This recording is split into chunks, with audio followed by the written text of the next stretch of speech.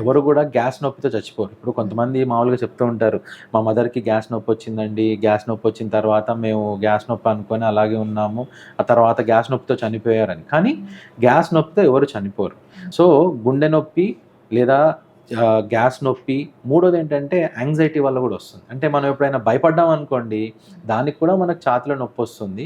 లేదంటే ఇక్కడ కాస్టోకాండ్రైటిస్ అంటారు. అంటే ఛాతీలో మనకి ఇక్కడ ఉన్నటువంటి బోన్స్ వల్ల కూడా నొప్పొస్తుంది.